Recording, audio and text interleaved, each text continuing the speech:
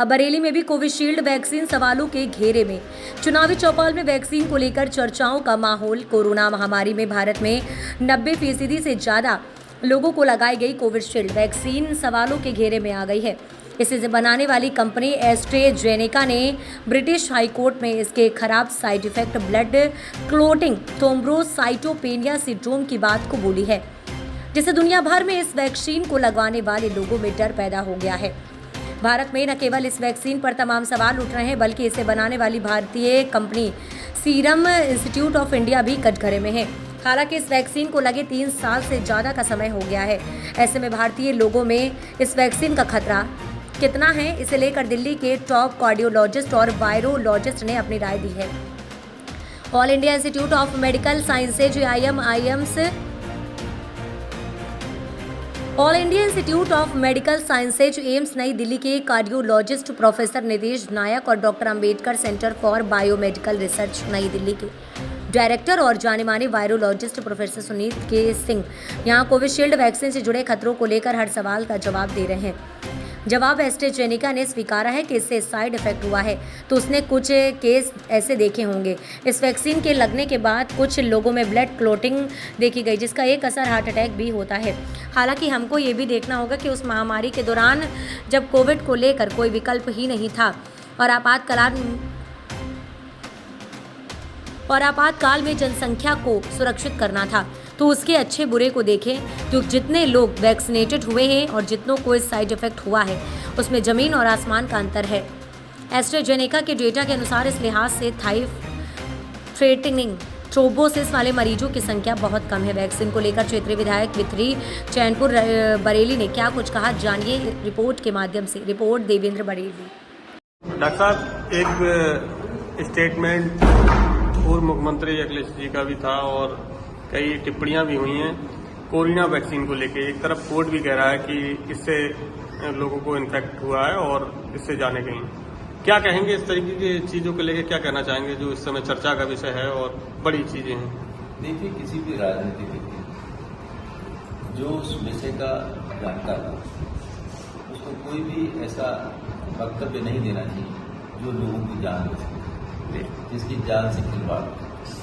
क्योंकि हर व्यक्ति का, जो आदमी पूर्व मुख्यमंत्री रहा है, उसको निश्चित रूप से अपने फॉलोअर्स, और मैं बताना चाहता हूँ शायद ही कोई दवा ऐसी बनी हो जिसका कोई ना कोई साइड इफेक्ट। जब भी हम किसी चीज़ की दवा का अध्ययन करते हैं तो रिलेटिव देखते हैं कि उससे क्या नुकसान हो सकता है, क्या साइड इफेक्ट हो सकते हैं, क्या परेशानी हो सकती है। इसी तरीके से वैक्सीन के भी साइड इफेक्ट्स होते हैं।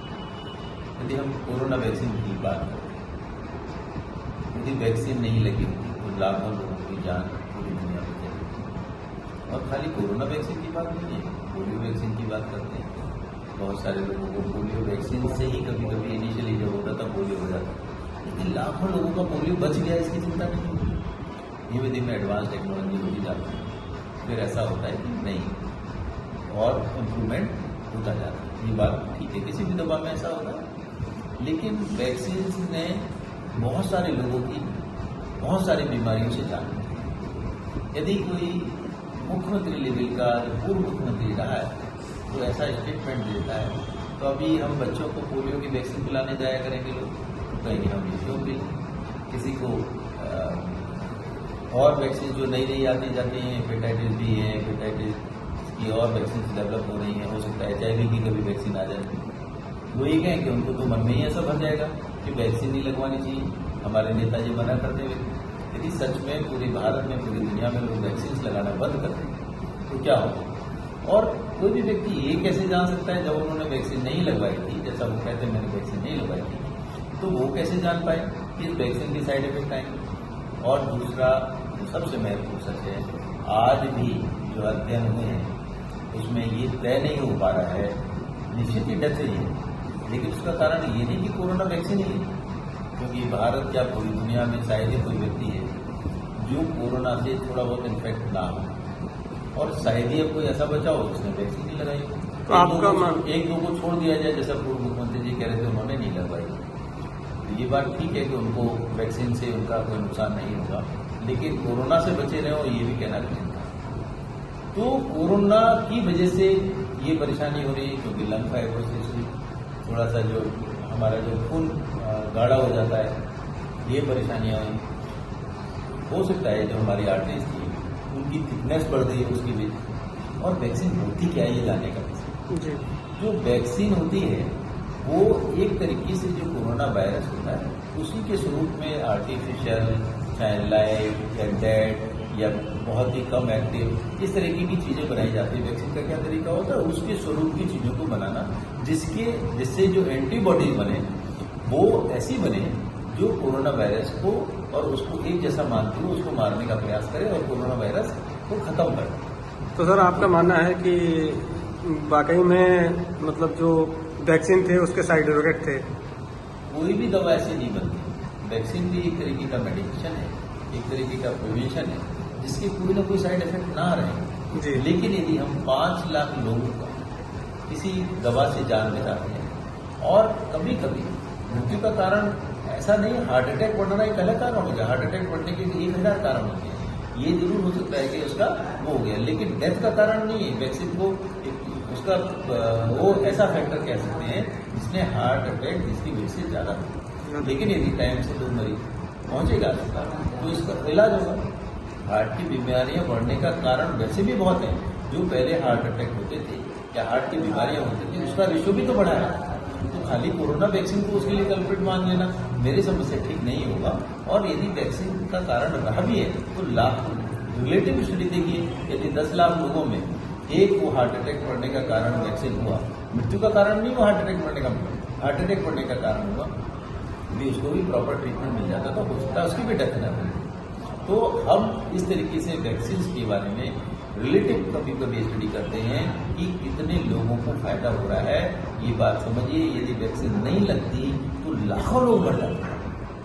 तो कौन सी चीज ठीक है? यदि लोगों को बता के भी इस चीज को, अभी स्टडी हो गई, बहुत सारी मेडिसिन पे लिखा रहता है ये नुकसान है, ये नुकसान है, लेकिन रिलेटिव देखा जाता है। जितने भी कैंसर की ड्रग्स होती हैं वो सभी सेल्स को मारती हैं, वो कभी कभी वही डेथ का कारण होती है, वही बड़ी टॉक्सिक ड्रग्स होती हैं। जहर को मारने वाले ज्यादातर टॉक्सिन्स ही होते हैं, दूसरे जहर को क्या उनका उपयोग नहीं करना चाहिए। रिलेटिव स्टडीज होती है किसी भी वैक्सीन के बारे में, किसी भी दवा के बारे में, कि उसका फायदा और नुकसान को बराबर तोला जाता है, फिर देखा जाता है कि उसको समाज के लिए, पूरे देश के लिए खोलना है या नहीं। ठीक। क्या लगता है? भारतीय जनता पार्टी हमेशा प्रचार में रहती है। चुनाव के समय केवल सक्रिय नहीं रहती है, बल्कि हमारा लक्ष्य भी अंत्योदय है, पथ भी अंत्योदय है, प्रण भी अंत्योदय है। और मोदी जी की गारंटी की जो गारंटी है उसी आधार पर भारतीय जनता पार्टी का एक एक नेता, एक एक कार्यकर्ता हमेशा जनता की सेवा में रहता है, जनता की भीड़ में रहता है। और जो मोदी जी ने नारा दिया है अब की बार 400 पार, वो पूरा होने जा रहा है। आंवला के लोगों ने 3 लाख प्रधान है, इतने बड़े गांव के ना लड़ा है, ये हिंदू समाज के नहीं है। बताओ आप, प्रशांत शर्मा ना लड़ा रहे हैं, अशोक ठाकुर ना लड़ा रहे हैं, ये इतने लोग हमारे साथ घूम रहे हैं, तो ये हिंदू नहीं है क्या? जो भाजपा जिनको सर्टिफिकेट देगी वही हिंदू है। एक तरफ सांसद जी कह रहे हैं, मतलब नीरज मौर्य कह रहे हैं कि आपने सांसद जी से हाथ मिला लिया है और आप इसलिए बीजेपी का वोट के लिए खड़े हुए हैं, तो क्या कहेंगे उसको लेकर?